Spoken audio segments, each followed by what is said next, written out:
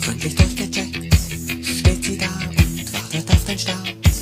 Alles klar, Experten schalten sich um ein paar Daten. Die Crew hat dann noch ein paar Fragen, doch der Countdown läuft.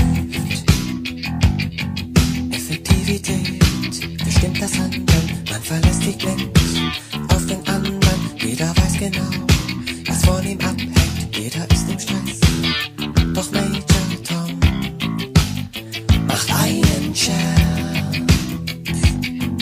Dann hebt er ab und völlig losgelöst von der Erde schwebt das Raumschiff völlig schwerelos.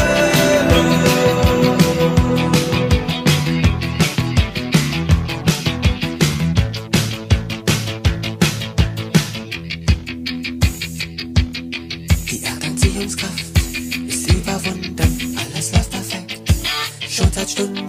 Wissenschaftliche Experimente, doch was nützen die?